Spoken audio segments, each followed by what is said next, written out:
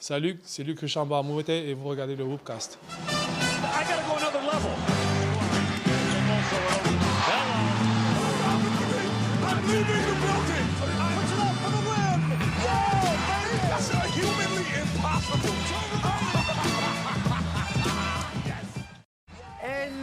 Hello, j'ai été surpris par le générique. Bonjour et bienvenue à tous dans l'épisode numéro 146 du Whoopcast. Alain Mattei, très heureux de vous retrouver pour votre dose hebdomadaire de NBA. Ils sont à mes côtés comme toutes les semaines, vous commencez à avoir l'habitude. À ma gauche, tout d'abord, c'est Georges Eddy, bonjour.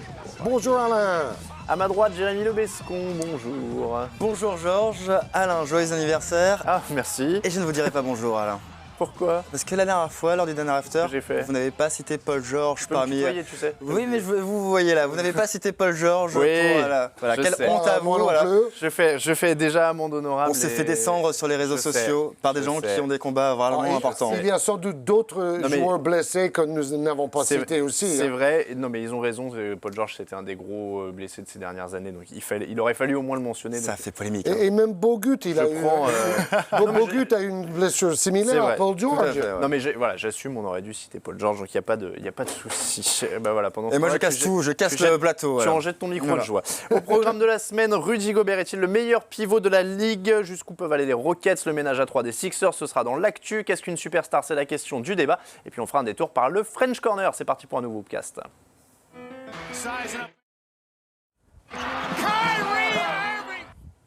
10 de suite, puis une défaite contre les Spurs. La belle série des Rockets a pris fin, mais cette équipe carbure. James Harden est toujours énorme et surtout, ils envoient des tirs à 3 points, quasiment 39 par match. Messieurs, c'est le début de l'actu de la semaine. 10 victoires de suite pour les Rockets, une défaite in extremis contre San Antonio. Est-ce qu'ils peuvent taquiner les gros maintenant dans la conférence Ouest? Ils sont à 21-8 au niveau du bilan. Ils le font déjà, c'est une des surprises de la saison parce que leur recrutement était un petit peu douteux. Non pas qu'Ryan Anderson et Eric Gordon ne sont pas des bons joueurs, mais c'est surtout des joueurs régulièrement blessés.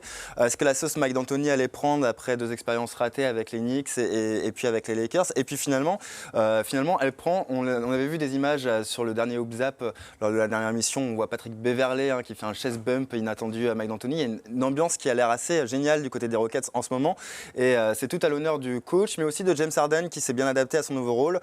Son passage au poste de meneur, c'est pas vraiment une grosse transition, il portait déjà énormément la balle auparavant, mais cette fois il la lâche envers des coéquipiers, envers qui il a confiance, et c'est devenu la 4e attaque de la Ligue, ils sont à plus de 111 points sur 100 possessions, c'est aussi la 14e défense, alors que l'an passé ils étaient 19e défense de la Ligue, et la sauce prend. Alors après, il faudra voir sur le reste de la saison, lorsque ça sera un petit peu plus serré, avec un peu plus d'intensité défensive peut-être, si Houston parvient à garder son rythme, mais pour le moment ça marche. Georges, on avait un trio Warriors, Spurs, Clippers, grosso modo parmi les ténors. Est-ce qu'on a un quatuor maintenant avec les Rockets? Moi, j'y crois depuis le début dans cette équipe de Houston.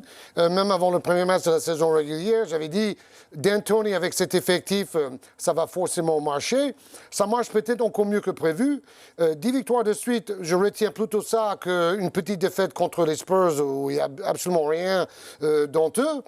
Et surtout, après le débâcle, entre guillemets, Dwight Howard, le recrutement cette année est loin d'être douteux, c'est même un succès total. D'Antoni comme coach, Harden comme meneur, donc changement de rôle. Gordon dans les meilleurs 6e hommes de la saison, plus près de 20 points à chaque match depuis 3 semaines, ou même en dépassant les 20 points. Et Gordon, Ryan Anderson. Plutôt à droite de loin aussi. Tout ça est très complémentaire et c'est pas du tout usurpé le classement actuel des Rockets. Je pense qu'ils peuvent continuer jusqu'au bout, mais en playoff, ça va être plus compliqué parce que ça devient plus défensif. Ils sont sur une bonne dynamique. Il faut noter quand même quelque chose, c'est que Patrick Beverley est arrivé aussi en cours de route. Et il a aussi énormément changé la physionomie de l'équipe par sa défense, mais aussi par son scoring, parce qu'il sait aussi scorer, le chien de garde des Rockets. Il y a Clint Capella qui fait une super saison. Malheureusement, il est blessé. Et on va voir justement ce que ça va engendrer pour la suite avec Houston. Eric Gordon, comme tu l'as dit, il peut pour le moment postuler au titre de meilleur 6e homme. Il y a quand même quelque chose qui m'inquiète, c'est que les Rockets, c'est beaucoup d'arrosage à 3 points. Et qu'une fois qu'on se sera adapté à ce mouvement du ballon qui leur permet de se démarquer, de trouver des shoots ouverts, et peut-être que Clint Capella, qui est un très bon passeur, justement, son absence se fera ressentir de ce côté-là. C'était ce que j'allais vous demander. Voilà. Quel est le poids tactiquement de l'absence de Clint Capella, qui va être absent 4 à 6 semaines, il souffre d'une fracture du péroné gauche. Je crois très honnêtement que c'est plus un dommage pour lui que pour l'équipe. Harrell apporte à peu près la même chose que Clint, en moins bien. Néné, il apporte son expérience, il était déjà utile, il va peut-être avoir quelques minutes de plus par match. C'est vraiment dommage pour Clint qui partait sur une saison avec un double-double, tout simplement. Et il reviendra encore plus fort. On connaît bien ce garçon, mais je ne vois pas Houston s'écrouler à cause de ça. Je crois qu'ils ont les bases pour faire une grosse saison régulière, mais après, surtout dans la conférence Ouest, vu le niveau des équipes, ils peuvent peut-être passer le premier tour des playoffs, mais je ne les vois pas aller plus loin. On va jeter un œil sur les stats de James Harden, qui est forcément toujours aussi énorme. Il n'y a pas besoin d'en rajouter beaucoup plus. 27 points, 11 quasiment 12 passes décisives et 8 rebonds par match. Ça continue et il est le deuxième joueur qui touche le plus le ballon en NBA. Messieurs, il n'y a plus grand-chose à dire en plus sur James Harden. En un mot, j'ai jamais été vraiment un grand fan du joueur et de l'homme, mais il faut quand même admettre que cette année, il joue relativement juste. Et même lorsqu'il n'est pas en réussite au tir, il lâche vraiment les ballons. Il a fait je ne sais pas combien de matchs au-dessus des 15 passes décisives. Je crois que c'est même celui qui détient le record pour le moment sur cette saison dans la Ligue.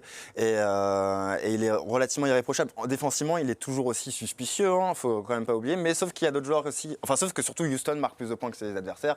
Et de ce côté-là, ça va. Il faudra voir comment les adversaires vont s'ajuster par rapport à ça. Et Westbrook a quand même fait 22 passes décisives récemment. Ouais.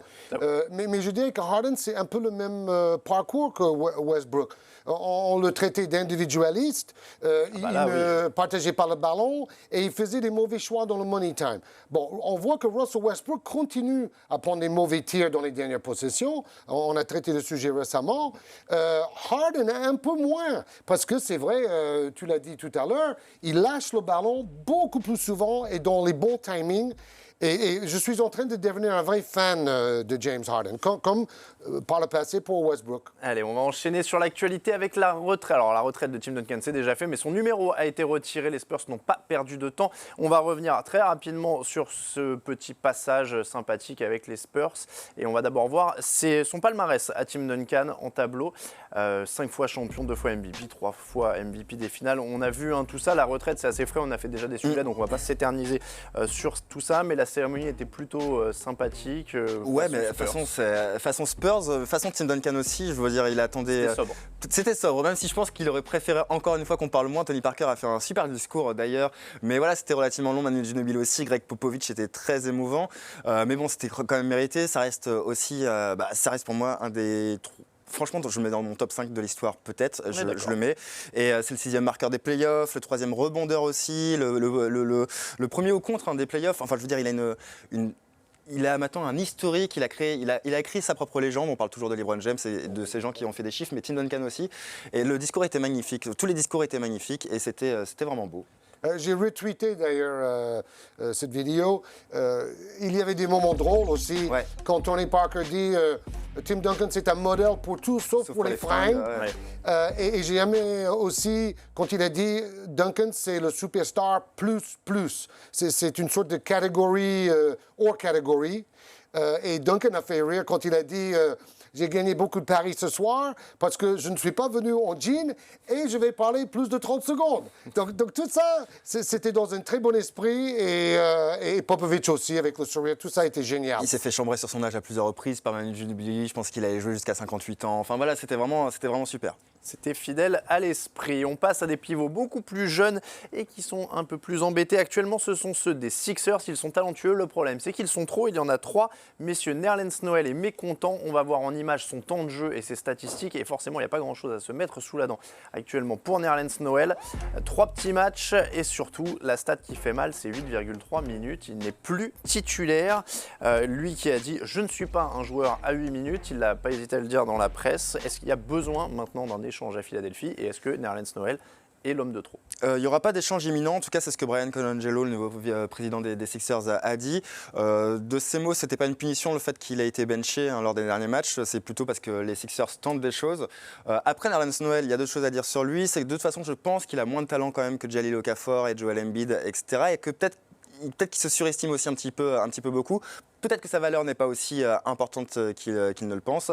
Maintenant, à terme, il faudra quand même un échange, tant qu'il a justement un peu de valeur aussi auprès du reste de la Ligue. Et ils me font rire. Il a un meeting avec le coach pour dire je vaux plus que 8 minutes. Et le lendemain, on annonce que maintenant, c'est 0 minutes, mon gars. C'est nous qui décidons. Mais bon, je pense que c'est un joueur qui peut intéresser beaucoup d'équipes, notamment les Rockets de Houston depuis la blessure de Clint Capella. Parce que c'est un joueur de alley-oop, très aérien, plus qu'Okafor, moins complet aussi que les deux autres pivots. Mais bon, il y a un embouteillage, il va falloir faire un trade, un échange. Et c'est typique de la NBA de dire non, on va pas faire d'échange. Et puis 2 semaines après, il est parti. On voit ça très souvent. Il apporte un peu de défense en plus. Il apporte un peu de défense, mais chez les Sixers. Donc, on va voir ce que cela vaut dans un véritable environnement. Et ce qu'il ne faut pas oublier, c'est qu'il sera bientôt éligible à une prolongation de contrat. Un joueur qui est aussi jeune et qui a de telles revendications, combien va-t-il demander? Et est-ce que son contrat sera vraiment justifié s'il arrive? Il y a beaucoup de questions autour de Nerlens Noel.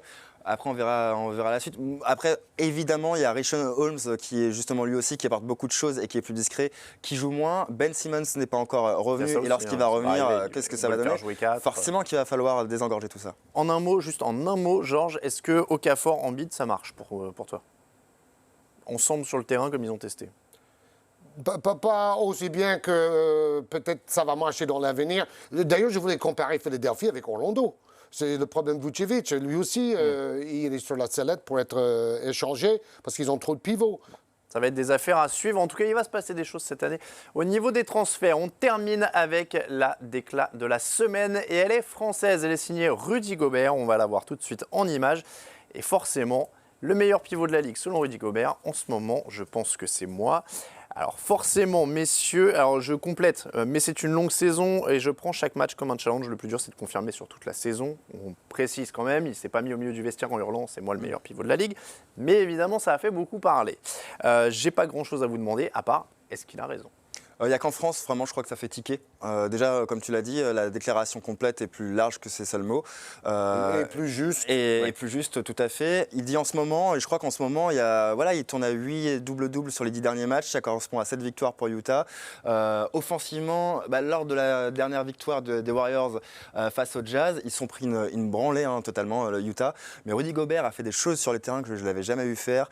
Prendre la balle en coast-to-coast, livrer une passe décisive. Il commence à développer des moves. Marc Gasol qui était le joueur de la semaine. Et il a éteint à peu près tous les meilleurs pivots de la Ligue. Marc Gasol, DeMarcus Cousins, Steven Adams. Défensivement, pour le moment, il commence vraiment à se muer en leader du Jazz. Et j'insiste sur ce point, je crois qu'il n'y a que dans le prisme français qu'on se permet vraiment de critiquer Rudy Gobert pour ses déclarations, parce qu'outre-Atlantique, il fait l'unanimité. Georges, le fait qu'il ait éteint les plus grands pivots de la Ligue actuelle, en tout cas en opposition directe, c'est ça aussi qui joue. Oui, et c'est pour ça qu'il y avait un très bon papier où le spécialiste disait, en fait, il a à moitié raison, parce que sur le plan défensif, il est de loin le meilleur pivot au monde actuellement. Il est en train de progresser en attaque parce qu'il a dépassé les 20 points plusieurs fois, et sur 2 ou 3 semaines, je crois que oui, il est le meilleur pivot de la NBA. Et il a raison, il va falloir faire ça sur toute une saison, c'est beaucoup plus difficile. Rudy, c'est comme Tony Parker. Tony Parker, quand il disait à 15 ans, je vais jouer un jour dans la NBA, tout le monde s'est moqué de lui. Mais dans son fond intérieur, il y croyait.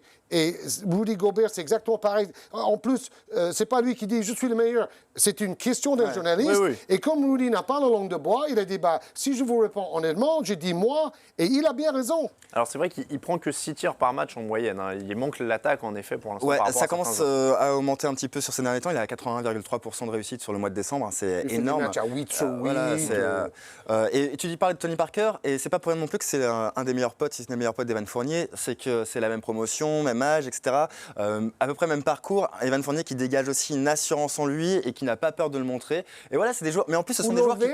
L'Auvergne a confiance en lui aussi. Mais en plus, ce sont des joueurs qui travaillent et qui travaillent vraiment pour arriver à leurs objectifs. Donc maintenant qu'il le pense, là, il a le droit de le penser sur ses derniers matchs et il le démontre sur le terrain. Georges, tu parlais de son adresse. Il est à 69,4% d'adresse. C'est le joueur le plus adroit de toute la NBA. Il fait que des dunks. Voilà. Bon, ça aide quand on fait sa taille et qu'on dunk. Le cherche davantage. La saison passée, il y a plein de fois, il faisait ses screen assists, ses écrans pour libérer un coéquipier.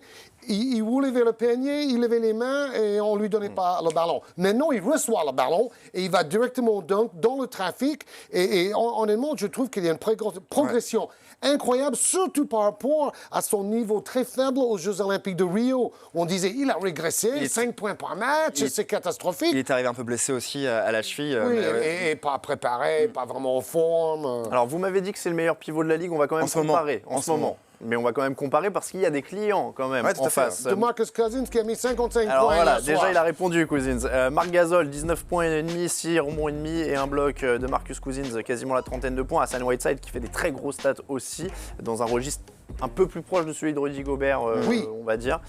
Mais moins bon défenseur sur l'homme. Parce que quand vous voyez les pourcentages des pivots vedettes face à Rudy, c'est absolument incroyable. Utah, bon ça s'est pas vérifié face à Golden State, c'est l'équipe qui tient le plus faible, son adversaire au plus faible pourcentage de la Ligue. En moyenne, c'est 42,3%. Voilà, c'est à peu près l'une des meilleures défenses de la Ligue. Ça tient beaucoup en Rudy Gobert. Si je peux me permettre un mot de plus sur Rudy Gobert, c'est que tu parlais justement du fait qu'il met que des dunks. Je pense qu'à l'avenir, on va avoir en plus des choses se développer avec lui. Il est à 67% au lancer franc, ce qui est très bon pour un pivot. Belle progression. Il a un bon geste, il a une bonne gestuelle. Boris Diaw, je lui ai demandé dans quel secteur Rudy pouvait justement travailler. Il m'a dit qu'il va développer des moves, etc. L'ostéopathe Fabrice Gauthier a dit la même chose, que c'est dans ce secteur qu'on attend Rudy Gobert. Et Rudy Gobert le sait, il va travailler dessus. C'est que le début pour lui, il a que 24 piges, mais il n'y a pas plus de travailleur que lui. Et Boris le cherche pour les alley-oops, donc ça fait un joueur de plus qui veut donner le ballon à Rudy. Ça, c'est important. Si je peux me permettre et que je fasse quand même le contradicteur, puisque vous êtes tous les deux d'accord sur Rudy Gobert, meilleur pivot de la Ligue, il y a quand même un Marc Gasol en ce moment, actuellement, il y a quand même un Marc Gasol qui porte une équipe des Grizzlies qui est très très bonne. Pour moi, en termes de talent et en termes de talent pur, de toute façon, c'est indiscutable. Marc Gasol est, je crois, à un niveau au-dessus de Rudy Gobert. C'est pas le même âge non plus. Plus complet, plus mûr. Et des Marcus Cousins aussi, même en termes de jeu de jambes, en termes d'habileté avec le ballon, c'est évident. C'est évident. Après, on verra à la fin d'une carrière. Marc Gasol, c'est différent. Il a un palmarès déjà en équipe nationale, etc. À la fin de la carrière de Rudy Gobert et de Marcus Cousins, on pourra peut-être faire aussi le différentiel du palmarès. C'est sûr. Voilà. Sur le collectif, il y a des choses qui pourraient être différentes. Moi, je vais voter Marc Gasol actuellement, Rudy Gobert, meilleur pivot actuellement. En tout cas, pour vous, oui alors. Non, je dis comme toi, pour Marc Gasol, mais après, Rudy a le droit de le dire, il a le droit de le penser. Moi, je prends Rudy parce que c'est un copain. Voilà. Pas très objectif ça, mais bon, tant pis. Et bien vous avez vos réponses, n'hésitez pas à nous donner les vôtres évidemment sur les réseaux sociaux et dans les commentaires. Sur Basket USA, le Hoopcast continue ses voyages et ses interviews. Jérémy était du côté de Los Angeles, il a aussi parlé à Luc Richard Mbah a Moute et on va voir ça tout de suite.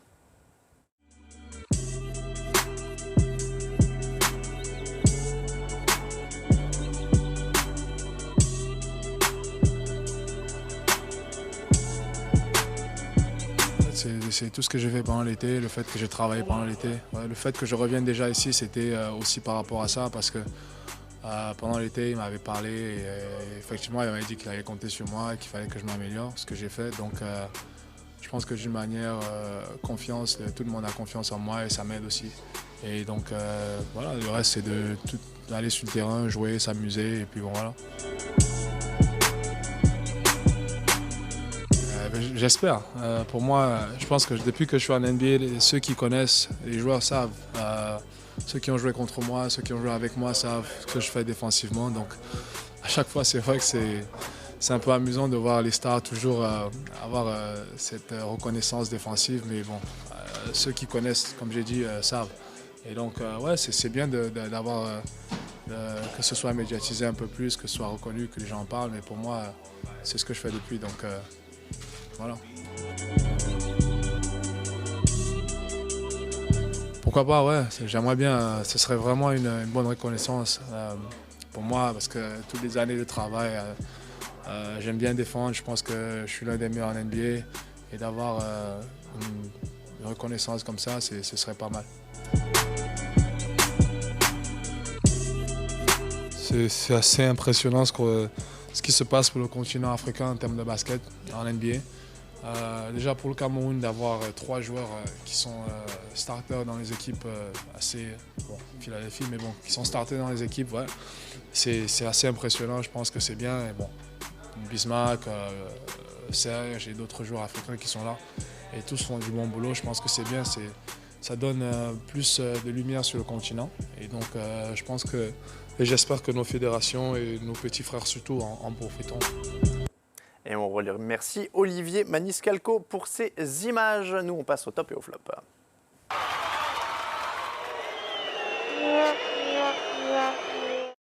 Petit changement de formule pour les tops et les flops, puisque désormais nous avons un top et un flop commun, messieurs. Nous allons pouvoir approfondir un petit peu plus ces sujets.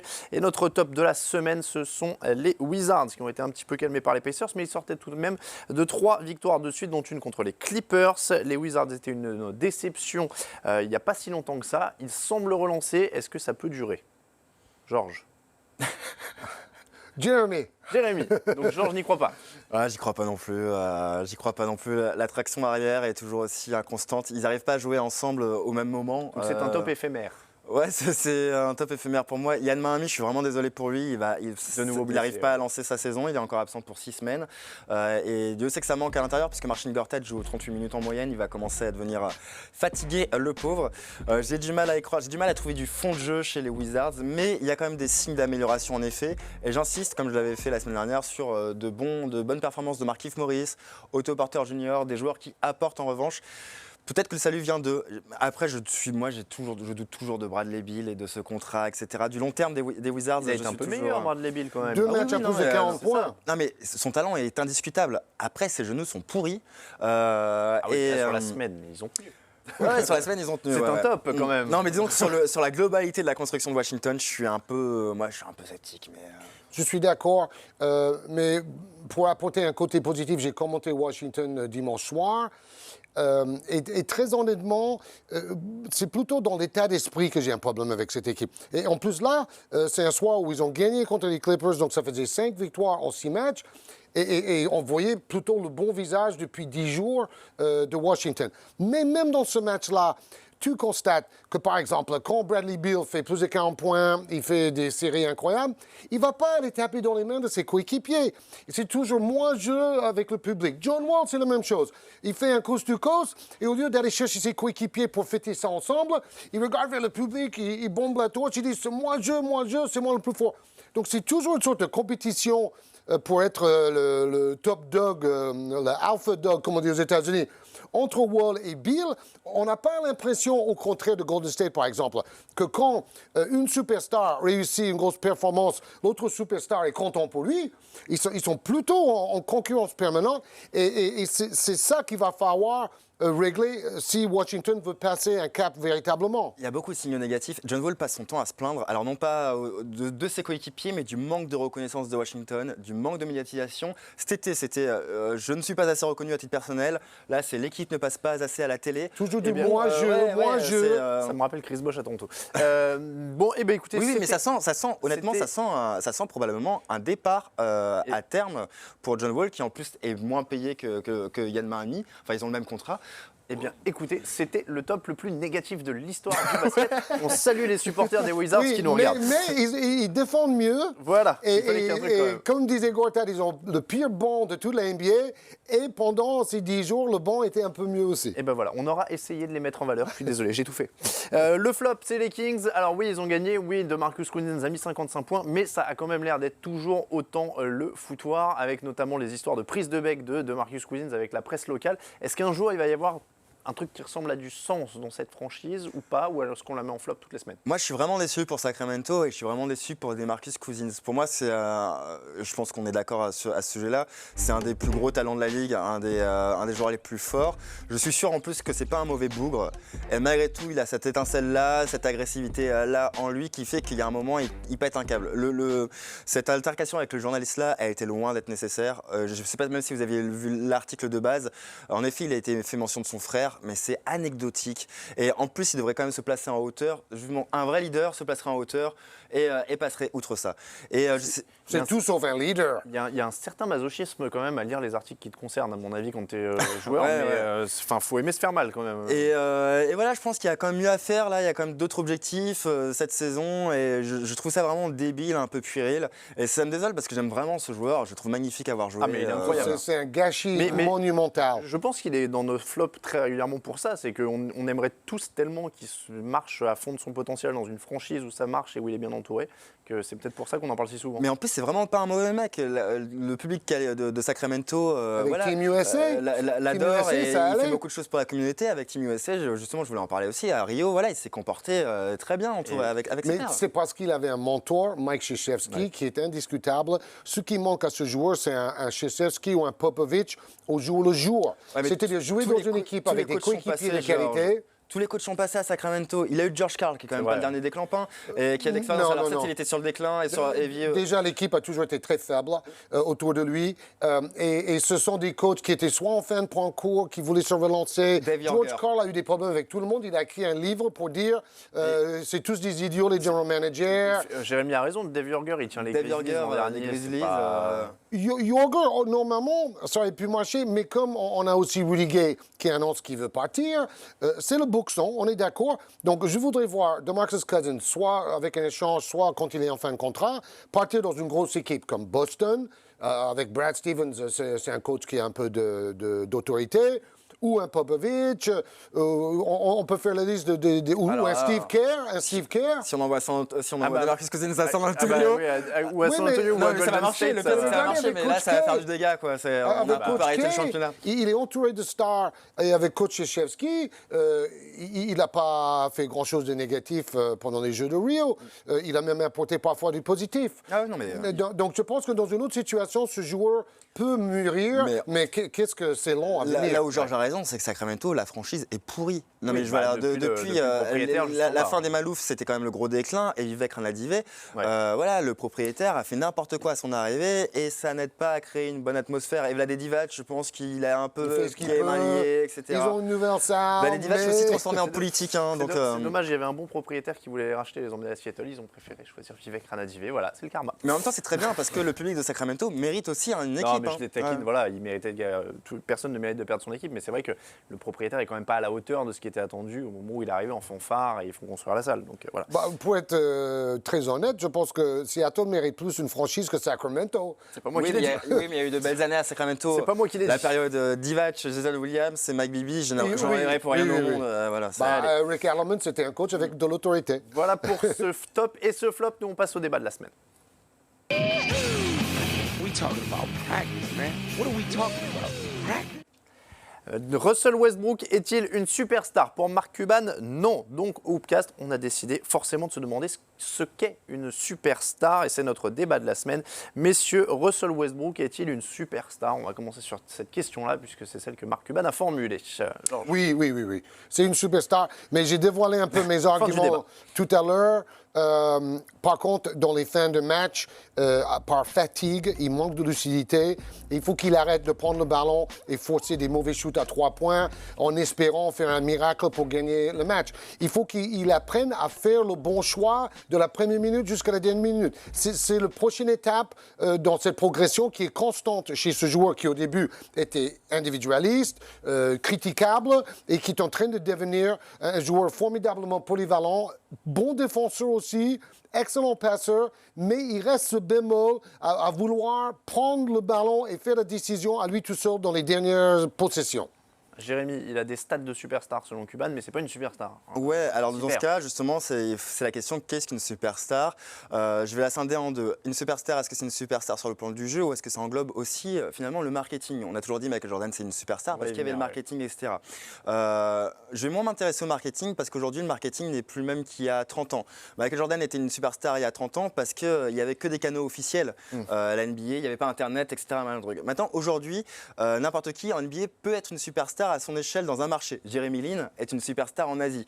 Voilà. Pourtant, c'est pas Joel Embiid. Pourtant, c'est pas une superstar dans le jeu. Sur Twitter. Voilà. Et on le sait pas, mais voilà, Blake Griffin, on n'en entend pas parler. On va dire, ma grand-mère connaît pas Blake Griffin. Ouais, mais aux États-Unis, on connaît Blake Griffin, non pas pour ses performances sur le terrain, mais parce qu'il est dans des pubs partout.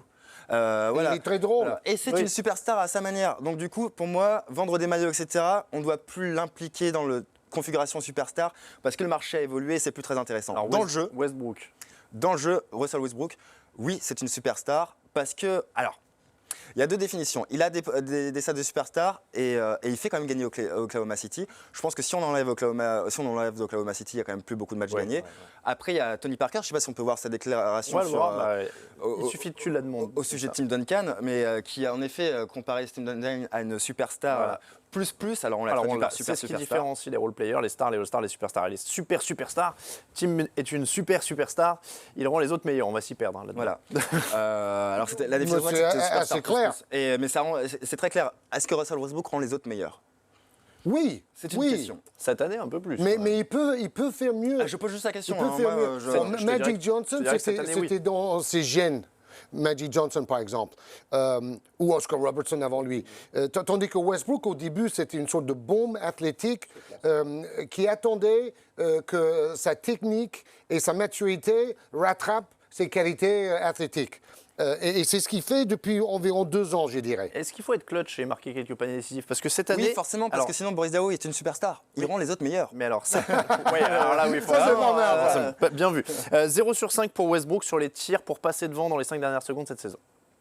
Alors, tu peux me répéter ta stat? 0 sur 5 sur les tirs pour passer devant dans les 5 dernières secondes. J'ai envie de dire que pour parvenir à être clutch, il faut commencer par des échecs.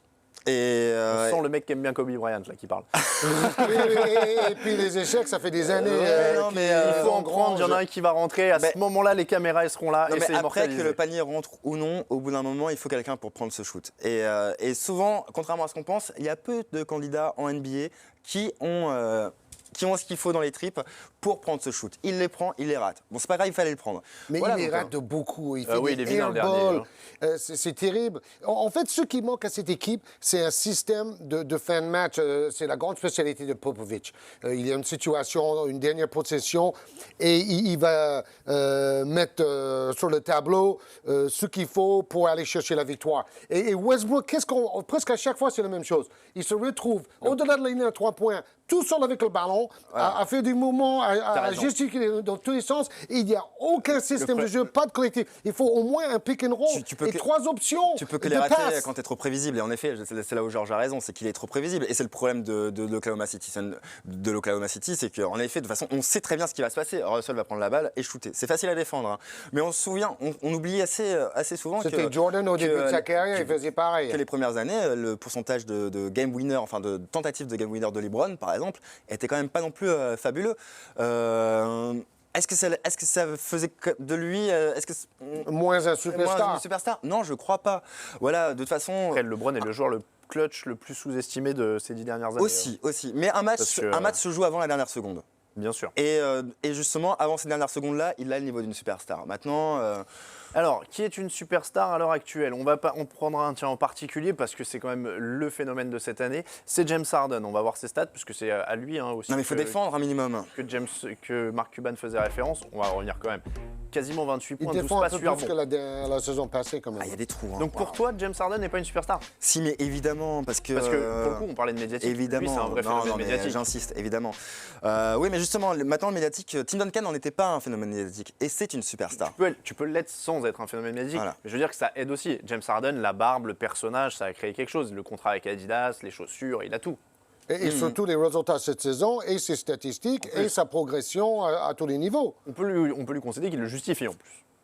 Il fait que progresser malgré les sponsors qui s'accumulent, Ouais. l'argent qui s'accumule et tout ça. Ouais, tout à fait. Mais dans ce cas-là, justement, continuons. Il y a James Harden. Alors j'allais vous le dire, voilà, c'était ma question suivante. Qui sont les superstars aujourd'hui en NBA? Bah, Harden, oui. Harden, oui, je coche. Curry, oui. Durant, oui. oui. LeBron, Durant, oui. LeBron, oui. C'est mes Kawhi Leonard, oui. Alors Kawhi, ça c'est plus presque de la superstar de puriste quasiment, parce qu'on disait si. Tim Ah, Duncan. c'est clair que médiatiquement, Voilà. on n'entend pas beaucoup parler, mais c'est comme Tim Duncan. Alors après, on est aussi, il y, bien a- il y d'accord. a aussi quand même quelque chose qu'on nommait dans cette catégorie-là, c'est les playoffs. C'est Et Kawhi Leonard, et on sait tous que Kawhi Leonard, je l'adore et que ça en fait, c'est un de mes joueurs préférés, un des 3 qui restent actuellement dans la ligue. Mais en playoff, il n'a pas encore, sauf en défense dans ces jeunes années, mais je veux dire dans la prise de responsabilité offensive, etc., il a quand même pas mal échoué. Donc pour le moment, il ne s'est pas révélé. Et une superstar, c'est aussi quand même dans les moments importants. C'est pas qu'en saison régulière, au moment où on peut penser 15 triple-doubles, 20 triple-doubles dans une saison. C'est quand même dans les playoffs.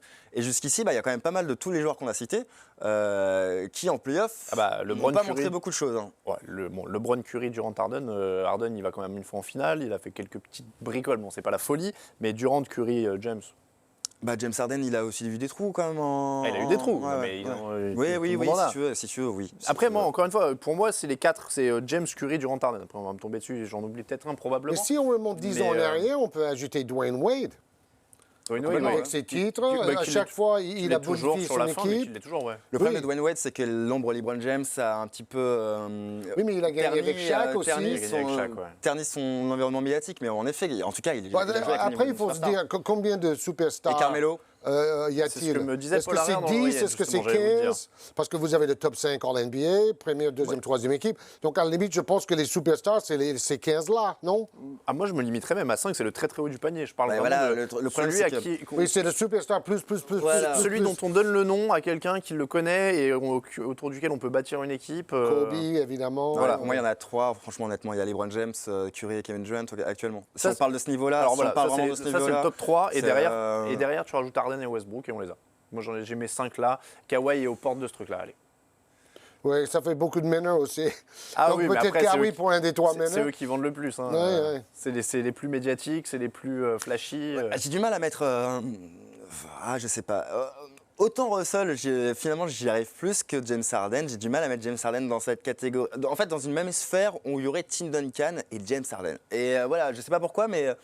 Il y a quelque chose qui... je tique un petit peu quelque part. Mais peut-être que c'est moi qui fais un blocage. C'est pas le même joueur ni le même homme. Non, ouais. En termes de gens qui arrivent à... Parce que James Harden, c'est quand même relativement nouveau, cette évolution. Oui. Voilà. Il y a le côté phénomène. Sur son historique, etc., est-ce qu'il a vraiment rendu les années avec Dwight Howard et Dwight Howard, sur les 2 années à Houston, les 3 années, là, était quand même pas, finalement, celui à qui on pouvait faire le plus de reproches. Est-ce que James Harden a su jouer avec Dwight Howard? Est-ce qu'il a su tirer du meilleur de son équipe à ce moment-là? Je suis pas sûr non plus. Donc, est-ce qu'on peut le mettre dans cette catégorie-là? Dans ce cas, c'est hyper récent. Mais encore une fois, on est à 30 matchs du début de cette saison régulière. Je trouve que pour lui, le truc médiatique est tellement énorme que tu es obligé. Je le mets. C'est une combinaison de tout. Lui, il y est aussi pour ça, parce que c'est un vrai personnage. Et dans ce cas, c'est aussi parce que l'impact médiatique de James Harden transcende les frontières, dépasse les frontières et vient jusqu'en France. Mais aux États-Unis, je reviens à ces exemples-là, Blake Griffin est une superstar au même titre que James Harden. Un peu en dessous quand même. Il fait des pubs aussi. Et surtout, il a des problèmes de blessures récurrentes et ça continue. Alors moi, j'ai une question pour vous, plutôt historique. Qui était plus superstar entre Wilt Chamberlain et Bill Russell? C'était Wilt qui était le plus glamour, en tout cas.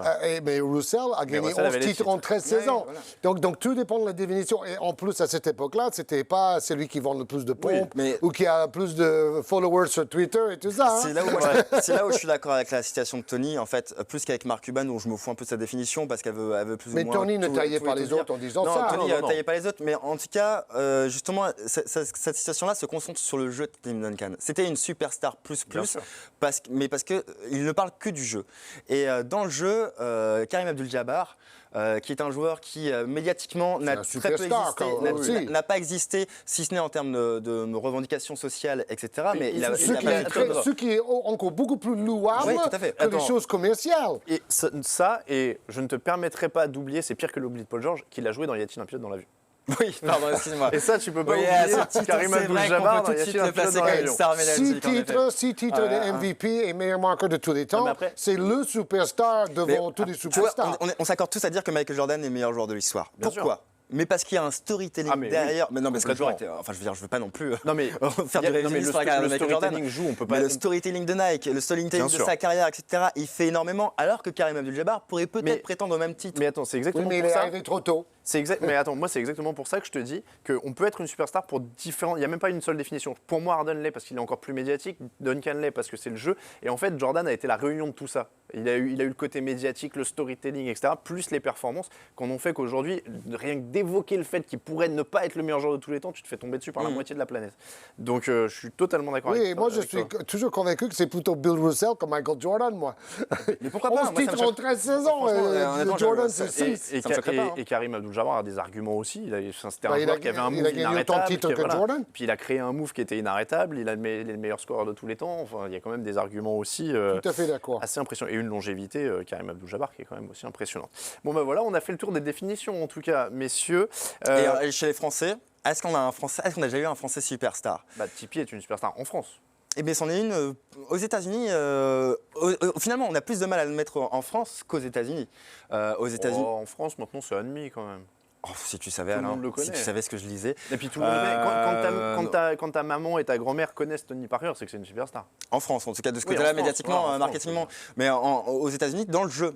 Là, c'est aussi la différence. c'est un- C'est qu'en France, bien sûr que c'est une star marketing. C'est un bon All-Star. C'est peut-être pas une superstar, C'était Tony un Parker, lieutenant. Mais c'est un gars qui va terminer au Hall of Fame, Oui, oui, oui. Alain.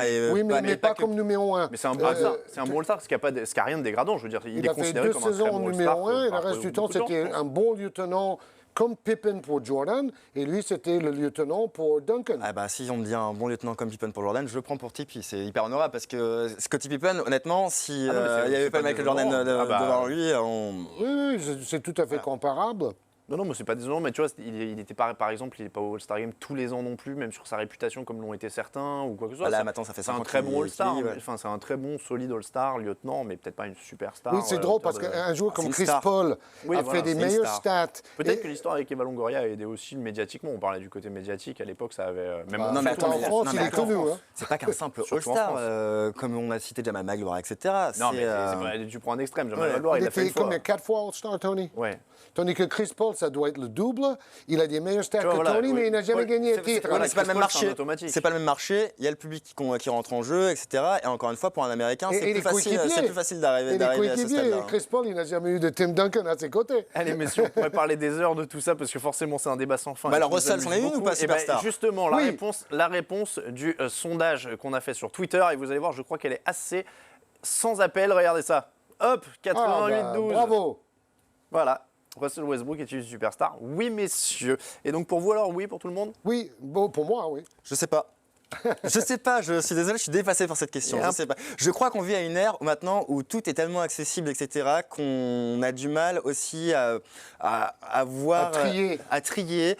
C'est notre rôle. Allez. Et je pense qu'on a tendance aussi à diminuer beaucoup ce qui s'est passé par le passé parce Après, il y a qu'on n'a pas eu les mêmes images, autant de Après- facilité à accéder. Il est à un triple-double quand même de moyenne, le garçon. Donc, Ouais, mais ouais. c'est pas mal. Après, Oscar Robertson, est-ce que tu en parles à nos, Oui, à c'est nos, un à superstar nos aussi. téléspectateurs? Est-ce que Oui. c'est une superstar? Légende. Pour moi, oui. Eh ben, on aurait dû faire ce débat. Est-ce qu'Oscar Robertson est une superstar? Ah oui, mais là, t'es dur. Tu parles à des gens qui l'ont jamais vu jouer pour la Et plupart. il Eh a ben gagné voilà, un eh ben c'est ce titre que je te avec dis. Jabbar. C'est ce que je te dis, c'est Ouais, que il est dur. Il est dur ce garçon. Bon, allez, voilà pour le débat. On va passer au zapping de la semaine. Encore un excellent zapping. On remercie Simon Stéphan. Évidemment, on passe au French Corner. Parker gets past Green is fouled and puts it in. What a shot! Comment vont les 11 Français de NBA juste avant Noël? C'est la question du French Corner. Petit bilan de fin d'année. Jérémy, tu voulais dire quelque chose? Je t'ai vu lever la tête. Evan comme Fournier ça. superstar alors ou pas? Oh là là, ça y est, il est parti, on l'arrêtera plus. Le tableau, donc on va commencer par Rudy Gobert. Messieurs, parce que ma question en fait c'était qui est le meilleur Français de ce premier tiers de la saison. On est tous d'accord que c'est Rudy Gobert. Ouais, mais je pense qu'on avait Sans déjà aucun parlé en doute. plus, oui, sans aucun doute. Après, il y a eu Nicolas Batum qui a fait un très très gros début de saison, ça s'est un peu tassé ces derniers temps-là. Ça reste très solide, mais ouais, Rudy Gobert est le plus constant en tout cas, est le plus solide. 118 paniers sur 170, c'est plutôt une belle stat. J'ai jamais réussi à faire autant, Comme ça. même la moitié, je Au crois. lancer comme ça, à l'entraînement, non?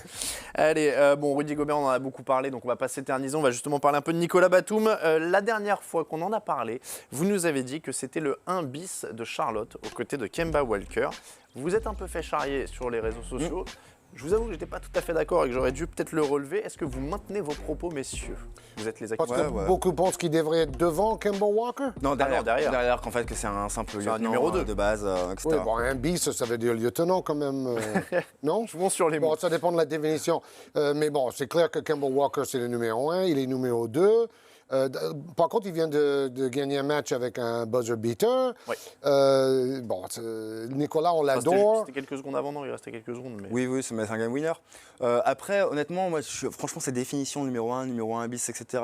Et en plus, je suis toujours pas d'accord. Numéro 1 bis, ça veut dire que Kemba Walker, c'est un leader sur le terrain, mais Nicolas Batum apporte autre chose, de la sérénité, dans l'atmosphère, dans la gestion du jeu, etc. Et c'est des choses qu'on ne se mesure pas là comme ça parce qu'on a claqué 40 points dans un match. Et c'est ce qu'il apporte Nicolas Batum, c'est ce qu'il a toujours apporté. C'est pour ça qu'il a gagné 123 millions de dollars. Je suis le premier à le critiquer, comme je l'ai fait pour les Jeux Olympiques et ses prestations et ses problèmes de prise de responsabilité offensive. Après, est-ce que c'était la faute de Vincent Collet? On va pas revenir dessus.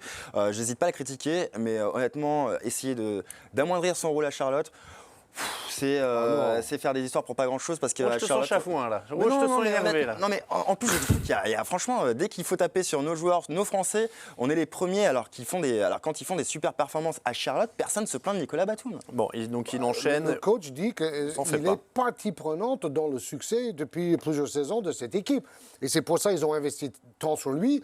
Michael Jordan, qui connaît quand même un peu le basket, est du même avis que son coach. Ça devrait nous suffire. Alors on va enchaîner sur Evan Fournier. Evan Fournier, 2 points de plus cette saison, mais un petit peu moins adroit. Il est descendu de 46 à 45%. Pas si énorme. Progression ou pas pour Evan Fournier? Ouais, mais on en a déjà parlé. Le problème, c'est qu'il est trop esselé. Il a trop de choses à gérer à Orlando. Je suis pas sûr qu'il en soit arrivé. Peut-être qu'il a le niveau pour, à terme, pour devenir un vrai franchise player. Je sais pas. Je suis pas Madame Irma. En tout cas, c'est peut-être un peu tôt à ce stade de la carrière. Et il a besoin d'un collectif autour de lui, un collectif qui n'existe pas. Et il doit aller défendre, il doit attaquer, il doit faire des passes décisives. C'est compliqué, ça fait beaucoup. Oui, et Oladipo a apporté quand même 18 points par match pour soulager Fournier la saison dernière. Il n'est plus là. Ils ont 3 pivots, donc un de trop. Vucevic qui n'est pas content de sortir du 5. C'est un peu le foutoir. Le seul point positif pour Orlando, c'est que ça défend. On sait que Frank Vogel, il sait faire défendre ses joueurs. Mais Orlando a une des plus mauvaises attaques. C'est pas la faute de Fournier. Fournier fait son petit bonhomme de chemin, mais très honnêtement, il ne sera jamais un franchise player dans la NBA. Il sera toujours un joueur majeur, un bon scoreur. Et c'est déjà quelque chose. C'est déjà pas mal. On oublie souvent que c'est un joueur qui a besoin d'une vraie académie de jeu autour de lui. Et franchement, je sais pas, peut-être que souvent on a peut-être l'image d'un joueur par rapport à l'équipe de France qui prend la balle, qui avance et qui fait un petit peu n'importe quoi. Non, il a vraiment besoin d'un système, d'un vrai système autour de lui. Il n'existe pas ce système-là à Orlando. On va passer à Tony Parker, un des tauliers des Français en NBA évidemment. Lui, c'est une saison un peu tranquille avec stade 10 points, 5 passes par match, 45%. 25 minutes, c'est son plus petit total en carrière. Là, on est clairement maintenant dans une gestion de ces minutes pour aller vers les playoffs. Et encore une fois, si on rapporte ces stats à 36 minutes, c'est ce qu'on peut faire pour calculer le rendement, etc. Et ben, c'est une très bonne saison pour Tipeee, peut-être en dessous de ses standards d'il y a 5 ans, mais reste une très bonne saison. San Antonio est invaincu lorsqu'il fait des matchs à 10 points ou plus. C'est un vrai gestionnaire. Maintenant, j'aimerais que ça tienne toute la saison, sans pépin physique, et aussi pendant les playoffs. C'est pour ça qu'il ne joue que 25 minutes. Et Popovich, c'est le grand spécialiste pour permettre aux joueurs un peu âgés de tenir et d'être performants en playoff. Donc, tout va bien. Il ne faut pas du tout regarder les chiffres bruts avec Tony. En fait, c'est une sorte de Nicolas Batum à son niveau. Il est là pour donner du rythme dans la montée de balle, faire circuler le ballon à droite et à gauche, donner le ballon au bon moment à Aldridge et à un autre moment à Kyrie Leonard. Tout ça est très complexe. Et tout ça, en fin de compte, ne se voit absolument pas dans les chiffres. Il y a deux choses qui sont très intéressantes avec Tony, c'est que, alors, on a toujours, par exemple, critiqué son manque de passes décisives par rapport aux autres meneurs de la Ligue. En fait, Tony, ça a toujours été un des plus gros passeurs dans la hockey assist, c'est-à-dire la passe qui précède la passe décisive. Je parlais d'académie de jeu, là, voilà. À San Antonio. Et à San Antonio, c'est forcément très présent ce système-là, donc ça prouve quand même qu'il est quand même à l'initiative de l'attaque et que ça part de lui. Et puis ensuite, pour cette saison-là, on voit quand même que lorsqu'il est sur le banc, la gestion de l'équipe, elle est différente. Lorsque c'est Patty Mills qui doit mener le jeu, etc., c'est pas la même chose. Les autres Français de NBA, on va les voir tous réunis en un tableau. Il y en a quelques-uns évidemment. Boris Dio, Joachim Noah, Alexis Aginsa, Geoffrey Lauvergne, Kevin Séraphin. Et là, au niveau des stats, c'est marrant d'ailleurs, c'est plutôt similaire au niveau des points. Joachim Noah est évidemment porté sur le rebond. Il y a des situations très différentes. Il y en a deux qui sont très intéressants, c'est Aginsa et l'Auvergne. Aginsa qui commence enfin à avoir un petit peu de temps de jeu, un petit peu constant. Il est titulaire. Ouais, il est titulaire. Alors, on a toujours peur que parfois il fait un bon match et puis Alvin Gentry le renvoie sur le banc le match suivant. On ne sait pas trop pourquoi alors que les Pelicans en ont besoin. Il fait des choses plutôt pas mal et Geoffrey Lauvergne aussi sur certaines séquences au Thunder arrive à bien s'intégrer. Mais c'est dommage que Aginsa profite de ce moment pour remettre une couche pour tailler Vincent Collet et l'équipe de France. Donc, c'est une sorte de polémique éternelle. Ça rappelle un peu Noah aussi. Viendra-t-il pas? Bon, à la limite, oublions ça. L'Auvergne, quand il est sur le terrain, il est efficace. Ouais, wow. Il a vraiment un temps de jeu très réduit. Et je ne comprends pas la rotation de Billy Donovan. Parce que pourquoi, dans un match, il peut jouer 20 minutes et après, il fait 2 matchs où il ne joue pas du tout? La gestion de l'Auvergne est bizarre. Le problème, c'est qu'il marche un peu sur les pieds avec Enes Kanter.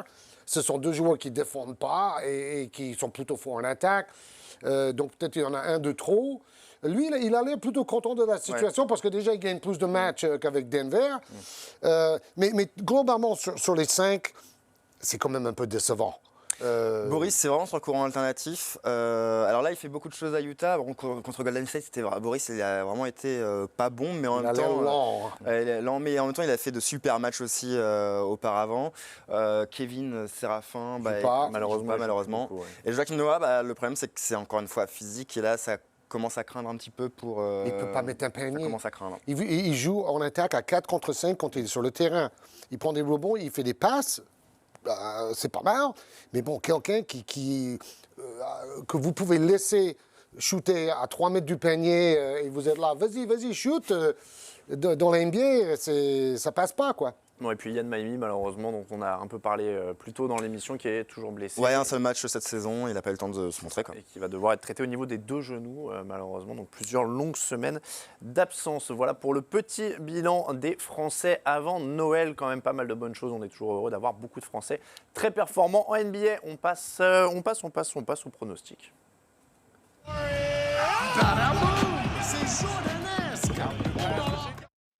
Et en effet, on a oublié de dire un petit mot sur Timothée Loaou, me dit Paul Harrer dans l'oreillette. Et le petit Timothée. Du tout. Qui commence à. Il fait son trou difficilement. En effet, c'est vrai qu'on n'a pas vu ses stats, mais bon, c'est assez anecdotique pour Timothée. Mais quand il fait des apparitions, il est plutôt bon. Il défend. Il arrive à tirer parfois quelques opportunités, à prendre quelques opportunités offensives. Après, ça va prendre du temps. Le problème à Philadelphie, c'est que les jeunes comme Timothée, c'est pas encore la priorité en termes de temps de jeu pour Brad Brown. Donc, il va falloir qu'il prenne son mal en patience. Et si vous avez regardé le French Corner dans la séquence séparée, vous avez loupé Timothée Loaou. Vous l'avez avec les pronostics. Un petit mot sur les pronostics, puisqu'il y a une nouveauté cette semaine. J'ai noté les scores. La semaine dernière, Georges, tu as réussi 1 sur 3. Jérémy en a eu 2. Et moi, j'en ai eu 1 parce que j'ai oublié de faire un prono sur le 3e. Ah, c'est un mois. Dimanche à 18h, j'ai pris tous les matchs de Noël. On va se faire les matchs de Noël dimanche à 18h. Et en plus, sur Unibet, j'ai déjà donné tous mes pronostics, donc je vais quand même essayer de donner les mêmes aujourd'hui. Donc j'ai pris 3 matchs Sinon, de Noël. je passe vraiment pour un idiot. J'ai pris 3 matchs de Noël. Le premier, c'est à 18h, Knicks Celtics. 18h en France. C'est à Boston ou à New York? C'est à New York. Ah, je crois que j'ai donné les Knicks. Je donne les Celtics. Événement à la télé nationale, à Madison Square Garden. C'est vrai que Mélo aime bien ce genre de truc. Allez, je vois bien Mélo. Je vais donner les Celtics quand même, tiens, les seuls contre tous. Cavaliers, Warriors, 20h30, ce sera évidemment la grosse affiche. Cavaliers. C'est à Cleveland là, cette fois. C'est à Cleveland. Je veux dire Warriors justement en prime time. Moi, je suis un gros LeBron quand même. Les Warriors jouent 3 matchs à l'extérieur avant cette rencontre. Donc, ils ne vont pas passer les fêtes en famille à la maison, tandis que Cleveland est pendant 3 matchs à la maison. Et je pense qu'ils sont dans des meilleures conditions. C'est marrant parce que je pense que ce sera un vrai test. Je pense qu'ils vont vraiment le jouer à le fond. Golden State, allez. Maintenant que tu sais qu'on compte les points, je sens que tu es un peu plus... la semaine dernière, c'était mais ça, on s'en fout. Dimanche 4h30, Lakers Clippers. J'ai pris le dernier du coup, entre le derby de Los Angeles. D'Angelo est revenu, etc. Elle est. Il y en a 2, mais Là, Lakers. du coup, ils jouent tous à domicile. Clippers. Oh, Clippers, sans toi, aucun Lakers. doute. Ouais, Lakers. Allez, on passe au quiz.